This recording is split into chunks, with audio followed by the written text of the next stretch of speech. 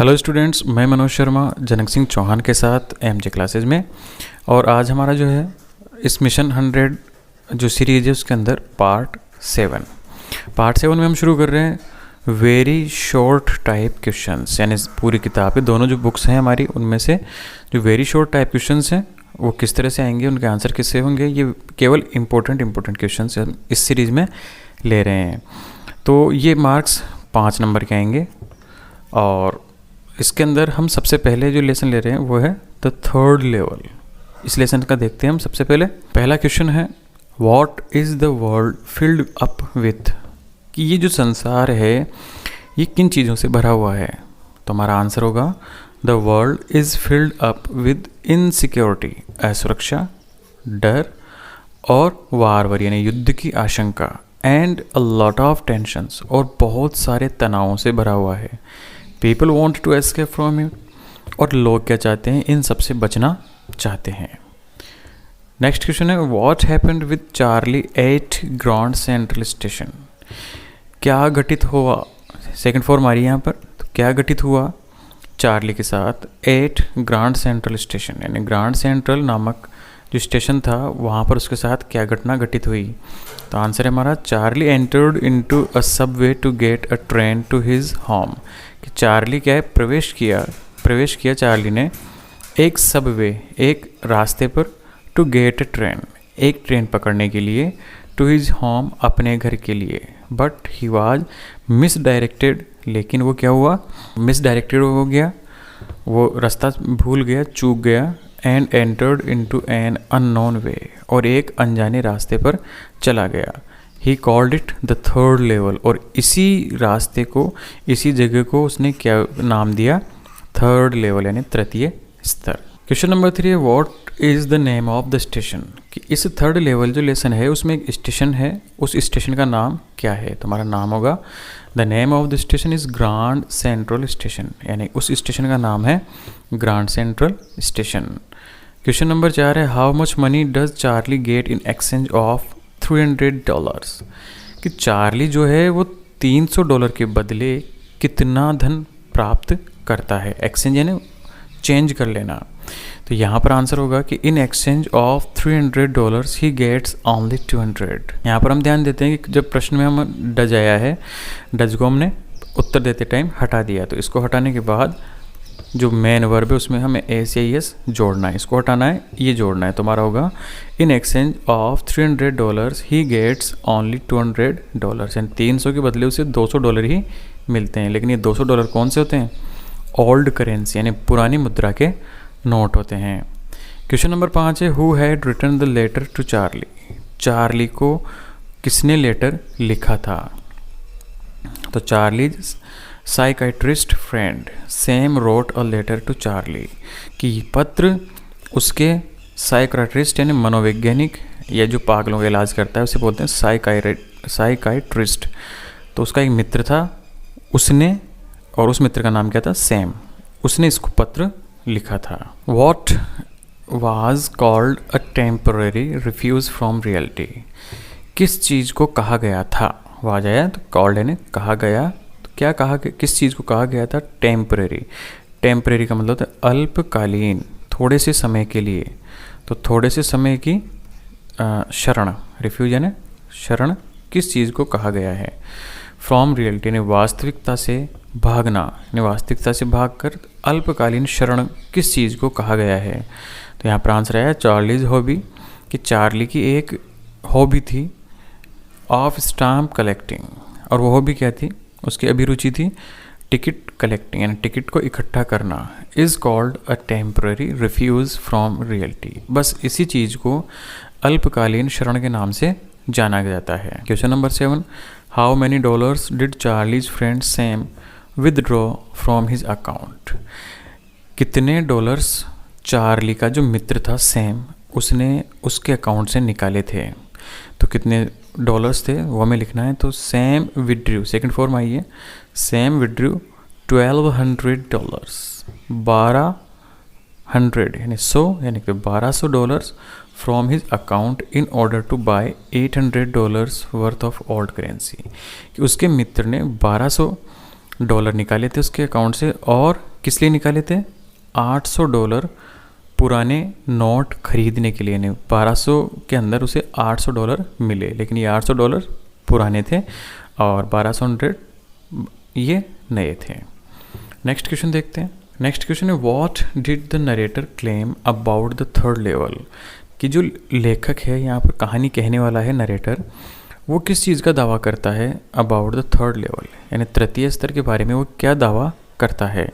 या फिर यहाँ पर दूसरा क्वेश्चन है कि अगर क्वेश्चन इस तरह नहीं आए तो दूसरी तरह से कैसे आएगा, how many levels were there at the Grand Central station according to Charlie, कि चार्ली के अनुसार ग्रांड सेंट्रल जो स्टेशन है उस पर कितने स्तर थे। तो हमारा आंसर होगा according to Charlie there were 3 levels, कि वहाँ पर 3 स्तर थे। किसके अनुसार? चार्ली के अनुसार। क्वेश्चन नंबर 9 है what was the psychiatrist's reaction when Charlie told him about the third level, यानी कि वो जो मनोवैज्ञानिक था उसका रिएक्शन क्या था, उसकी क्या प्रतिक्रिया थी जब चार्ली ने उसको 3 तृतीय स्तर के बारे में बताया।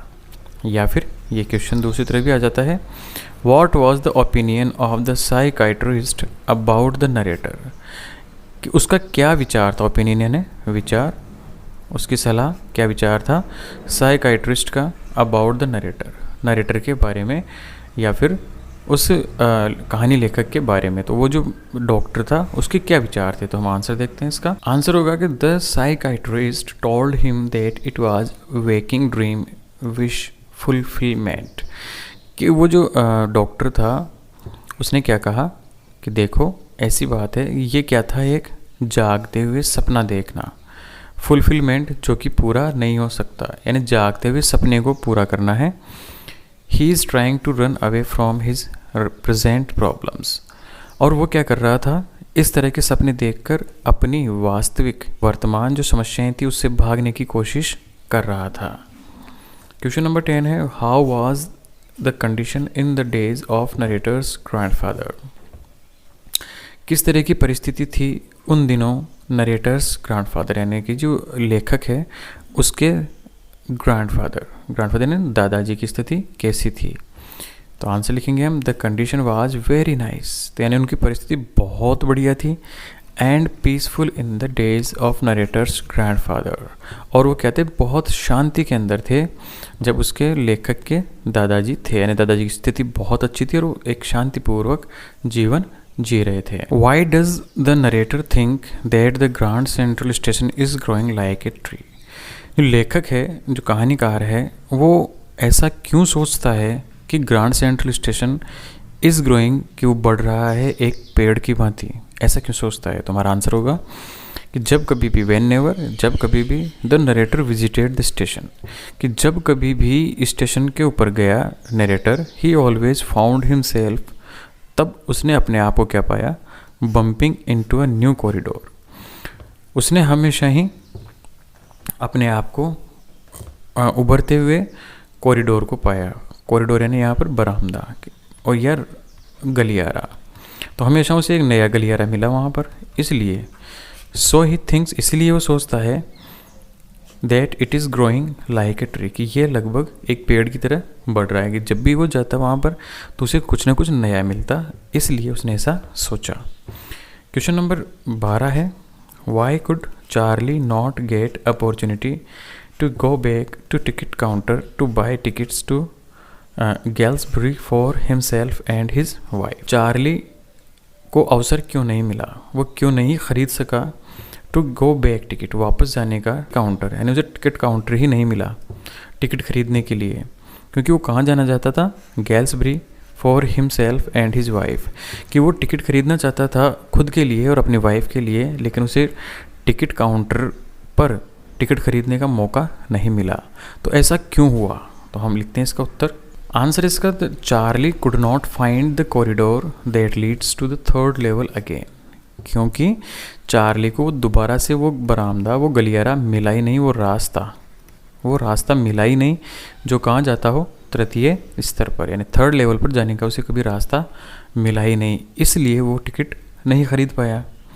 क्वेश्चन नंबर 13 है what date was printed on the newspaper the world which Charlie found at the third level. वो कौन सी डेट छपी हुई थी न्यूज़पेपर के ऊपर? द वर्ल्ड नाम के जो ये द वर्ल्ड नाम का जो अखबार था, इस पर कौन सी तारीख छपी हुई थी? Which Charlie found at the third level, जिसको कि जिस अखबार को चार्ली ने तृतीय स्तर के ऊपर प्राप्त किया था या उसके ऊपर जो अखबार मिला उसमें कौन सी तारीख प्रिंटेड थी। क्वेश्चन नंबर 13 का आंसर है the date printed on the newspaper was June 11 1894। कि उस अखबार के ऊपर जो तारीख छपी हुई थी वो क्या थी? 11 जून 1894।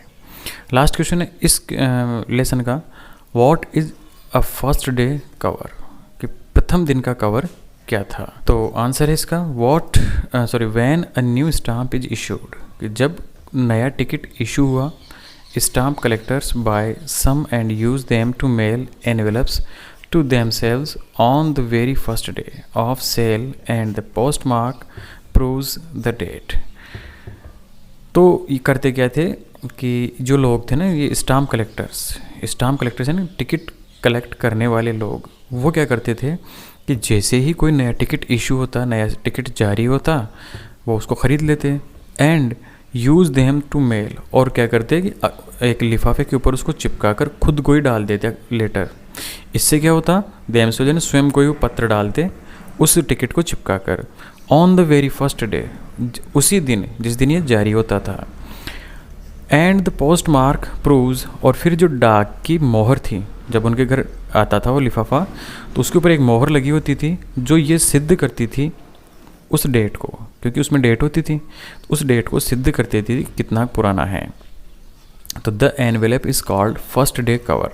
तो ये जो एनवेलप था, कि इस तरह का जो एनवेलप होता था, एनवेलप है ना लिफाफा, इस तरह का लिफाफा को ही फर्स्ट डे कवर के नाम से जाना जाता था। तो ये फर्स्ट डे कवर का मतलब है वो लिफाफा जो पहली तारीख को ही भेज दिया जाता था जब कोई नया टिकट जारी होता था। अब हम देखते हैं next lesson, the tiger king. तो टाइगर किंग के questions, who is the tiger king? Tiger king कौन है?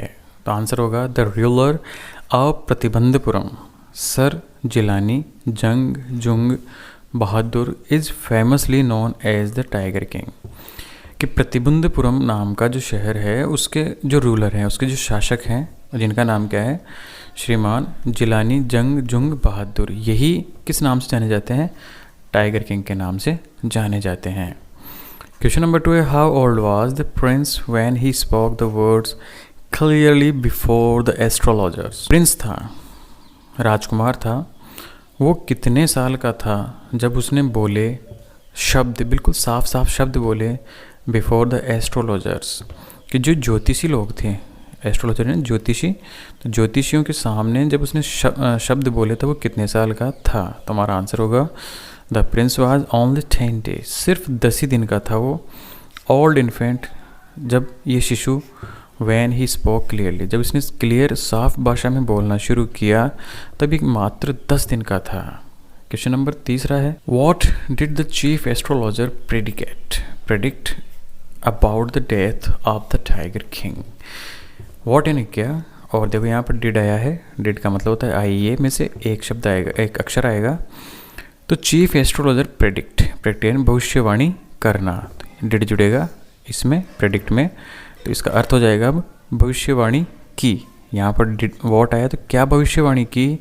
चीफ एस्ट्रोलॉजर ने, यानी मुख्य जो ज्योतिषाचार्य था, उसने क्या भविष्यवाणी की? About the death of the tiger king, उस टाइगर किंग के बारे में, कि उसकी मौत कैसे होगी, इसके बारे में क्या भविष्यवाणी की। तो हमारा आंसर होगा द चीफ एस्ट्रोलॉजर प्रेडिक्टेड। यहाँ से हमने डिड हटा दिया आंसर देते टाइम, तो यहाँ पर जब ये डिड हटेगा तो इसकी मेन वर्ब की सेकंड फॉर्म, तो यहाँ पर हमने लगाई second form predicted. That he was born in the hour of the bull and the tiger are enemy, so his death would come from a tiger. यहाँ पर दिया कि इनकी जो जन्म हुआ है वो कब हुआ है? बुल के टाइम, यानी कि बैल पाए में जन्म हुआ है, और बुल जो होता है वो टाइगर का एनिमी होता है, ये दोनों आपस में दुश्मन होते हैं। इसलिए इनकी जो मृत्यु है वो कब कैसे होगी? एक टाइगर के द्वारा, एक चीते के द्वारा, जब इसकी मौत होगी। Question number 4, why did the Maharaja ban tiger hunting in Pratibandapuram? तो महाराजा ने क्यों बैन कर दिया, क्यों रोक लगा दी टाइगर हंटिंग की, बाघ की हंट करने में या उसका शिकार करने के लिए प्रतिबंधपुरम में पूर्णतया रोक लगा दी? तो आंसर है the Maharaja has vowed to kill 100 tigers so he banned killing of tigers by anyone except himself. तो महाराजा ने क्या किया था कि वॉव्ड यानी प्रतिज्ञा की थी, तो प्रतिज्ञा करना। तो उन्होंने क्या प्रतिज्ञा की है? 100 बाघ मारने की, इसलिए उन्होंने अपने राज्य के अंदर बाघों को मारने पर बैन लगा दिया और सिर्फ ये क्या कहा कि सिर्फ उनको वो ही मार सकते हैं, राजा ही मार सकता है, क्योंकि उन्होंने प्रतिज्ञा कर ली है 100 टाइगर्स को खत्म करने की। नेक्स्ट क्वेश्चन है from where did the dewan bring a tiger? अब फ्रॉम वेयर आ रहा है तो स्थान का कोई स्थान इसका आंसर होगा। डिड आया है तो आइए का प्रयोग होगा और ब्रिंग यानी लाना। तो कहाँ से लाया? दीवान एक बाघ कहाँ से लेकर आया था? तो हमारा आंसर होगा, ये जो ब्रिंग है ये सेकंड फॉर्म में चेंज हो जाएगा brought.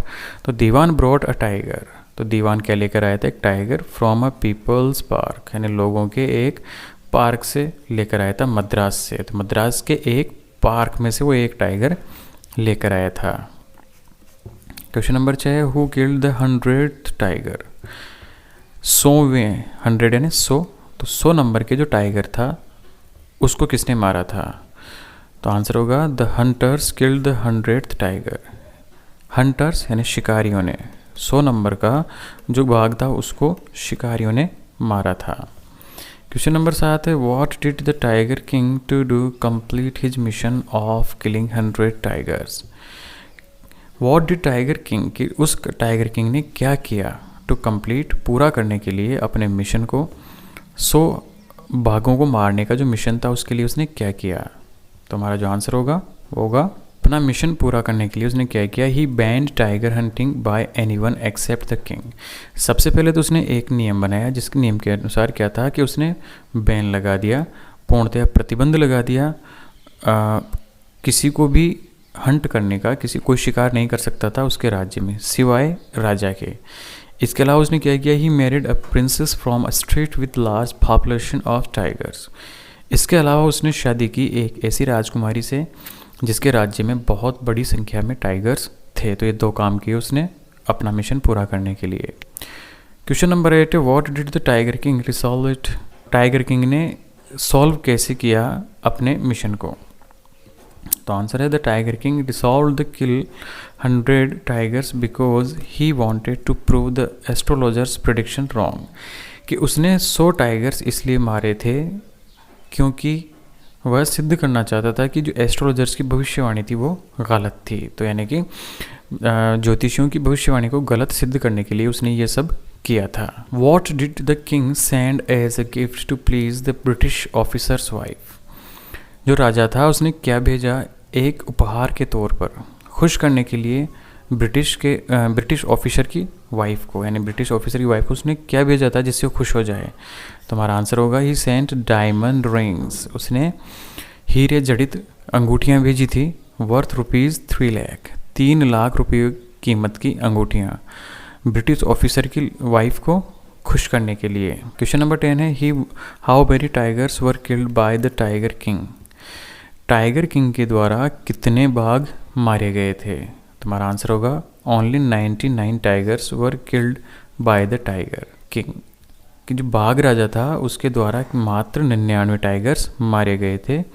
And the 100th tiger was killed by the hunters. और जो 100 नंबर का बाघ था, 100th नंबर का बाघ था, वो हंटर्स के द्वारा मारा गया था, शिकारियों के द्वारा मारा गया था। How did tiger king die? कि टाइगर किंग जो था बाघ राजा वो किस तरह मरा? आंसर होगा हमारा tiger king died of the infection. एक इन्फेक्शन फैल गया था, इन्फेक्शन के कारण ही वो मरा था। इन्फेक्शन संक्रमण, तो संक्रमण के कारण वो मरा, जिसका कारण क्या था? बाय अ स्लाइवर। स्लाइवर बोलते हैं कांटे को। तो एक कांटा घुस गया था उसके हाथ में, विच पियर्स्ड हिज हैंड। और इस कांटे ने क्या किया? पियर्स कर दिया, छेद दिया, यानी इसमें चीरा लगा दिया उसके हाथ में, और उस हाथ में उस लकड़ी के कांटे की वजह से ही इन्फेक्शन फैल गया। और ये लकड़ी का कांटा किस में था कि उसका जब बर्थडे हुआ था उसके बच्चे का, तो उसमें गिफ्ट के रूप में एक लकड़ी का बाग दिया गया था। उस बाग में कहीं ना कहीं कोई छोटा सा कांटा निकला हुआ था लकड़ी का, जिससे उसके हाथ में घुस गया और उससे वो इन्फेक्शन फैला और मर गया। क्वेश्चन नंबर 12 है, what gift was given by the tiger king to his son. क्या गिफ्ट दिया गया था एक टाइगर किंग के द्वारा अपने बेटे को, कि जब उसका बेटा हुआ तो उसको टाइगर किंग ने क्या गिफ्ट दिया था।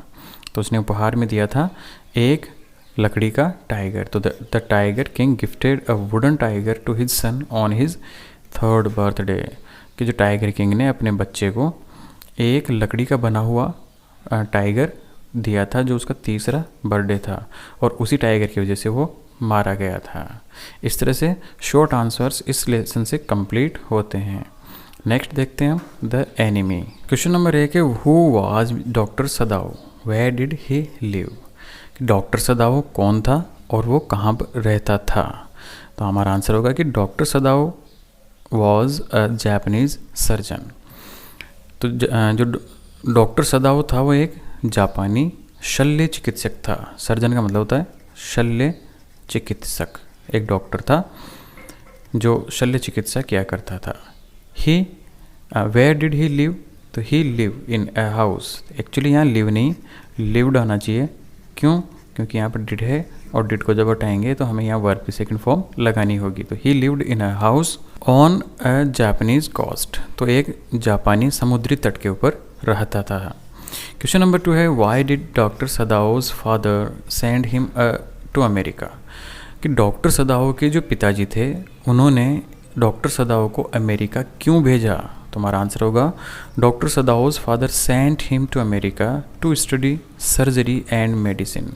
तो डॉक्टर सदाओ के जो पिताजी थे उन्होंने अमेरिका इसको सर्जरी यानी शल्य चिकित्सा और दवाइयों के बारे में पढ़ाई के लिए भेजा था।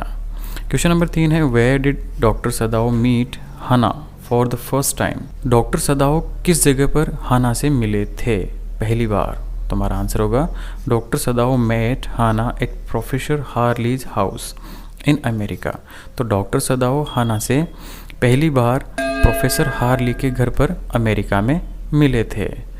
क्वेश्चन नंबर 4 है, what was the doctor Sadao's achievement as a doctor. Doctor Sadao का क्या अचीवमेंट रहा था एक डॉक्टर के रूप में। या इसी क्वेश्चन को हम यूँ कह सकते हैं कि why was doctor Sadao not sent abroad with his troops. कि डॉक्टर सदाओ को क्यों नहीं भेजा गया था अपनी टुकड़ियों के साथ विदेश में। अब्रॉड यानी विदेश के अंदर नहीं, क्यों नहीं भेजा गया था। तो हमारा आंसर होगा doctor Sadao was working on a discovery. कि डॉक्टर सदाओ कार्य कर रहे थे एक ऐसी खोज पर, डिस्कवरी यानी खोज, ऐसी खोज पर काम कर रहे थे विच जो कि वुड रेंडर, वो क्या करती थी, रेंडर यानी साबित करती थी या बनाती थी, यूँ कहें बनाती थी, वाउंड्स एंटायरली क्लीन, जो घाव थे उनको बिल्कुल साफ बना देती थी। इट मीन्स पूर्ण रूप से पूरे घाव को साफ कर देती थी, उसका कोई निशान नहीं रहता था। ऐसी खोज के ऊपर वो काम कर रहे थे, इसीलिए उनको विदेश नहीं भेजा गया, या फिर ये खोज ही उनके सबसे बड़ा अचीवमेंट था। नेक्स्ट क्वेश्चन देखते हैं हम। Question number 5, in what condition did doctor Sadao and Hana find the American soldier at the sea shore. किस परिस्थिति के अंदर डॉक्टर सदाओ और हाना ने प्राप्त किया अमेरिकन सोल्जर को, एक अमेरिकी सोल्जर को, एट द सी शोर यानी समुद्री तट पर एक अमेरिकन जो सोल्जर था किस कंडीशन में इन दोनों को मिला था। तो हमारा आंसर होगा the American soldier was badly bounded. तो अमेरिकी जो सोल्जर था, सैनिक था, वो बुरी तरह से घायल था। वाउंडेड यानी घायल, बुरी तरह से घायल था वो। Doctor Sadao found a gun wound of his lower back, और उसने पाया कि उसके क्या थी, गन यानी उसको गोली लगी थी, लोअर बैक पीछे की तरफ से उसको गोली लगी थी। इस कंडीशन में उस सोल्जर को इन दोनों ने पाया था। What was doctor Sadao's father chief concern. Doctor Sadao के जो पिताजी थे उनका मुख्य महत्व की चीज़ क्या थी, उनके लिए सबसे ज़्यादा इम्पोर्टेंट चीज़ क्या थी। तो आंसर है his father's chief concern was Sadao's education, कि उनके लिए सबसे इम्पोर्टेंट चीज़ सदाओ की शिक्षा ही थी। क्वेश्चन नंबर 7 है why did Hana wash the enemy soldier. दुश्मन देश का सैनिक था, उसके घाव को हाना ने क्यों धोया? तो आंसर है हाना आस्क्ड हर गवर्नेंस। हाना ने क्या पूछा था? अपनी गवर्नेंस, अपने अध्यापिका को ये चीज़ पूछी थी कि क्या वो धो सकती हैं। तो यूमी जो थी उन्होंने उसको धोने से मना कर दिया कि मैं दुश्मन देश के जो सोल्जर है उसके घाव को नहीं धोऊंगी। But she refuse to do so, इस तो उसने मना कर दिया। इसलिए Hana had to do it herself, इसीलिए हाना ने खुद ही उस दुश्मन देश के जो सोल्जर था उसके घावों को साफ किया। क्वेश्चन नंबर 8 है why did messenger came to doctor Sadao. जो मैसेंजर था, संदेश वाहक था, वो डॉक्टर सदाओ के पास क्यों आया था? यहाँ पर गलत है, केम नहीं आएगा, कम आएगा, क्योंकि सेकंड फॉर्म आ रही है। और यहाँ पर डिड आया है, तो डिड के साथ हम वर्ब की फर्स्ट फॉर्म का प्रयोग करते हैं, सेकंड का नहीं करते। ये आंसर में आएगा। तो old general called doctor Sadao to treat him as was not well. इसलिए आया था मैसेंजर क्योंकि ओल्ड जनरल जो था उसने डॉक्टर सदाओ को बुलाया था क्योंकि उसकी तबीयत सही नहीं थी।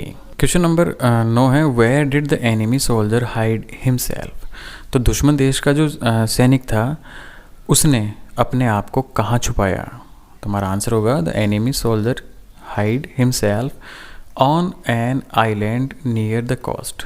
कि उस दुश्मन देश के सैनिक ने अपने आप को एक आइलैंड के नियर, एक कोस्ट के पास छुपा लिया है। कोस्ट एक किनारा और आइलैंड ऐसा स्थान जो चारों तरफ से पानी से घिरा हुआ हो। तो वहाँ पर जो पास में कोस्ट था, वो पास में किनारा था, वहीं पर अपने आप को छुपा लिया। क्वेश्चन नंबर 10 है who promised doctor Sadao to send assassins to kill the enemy soldier.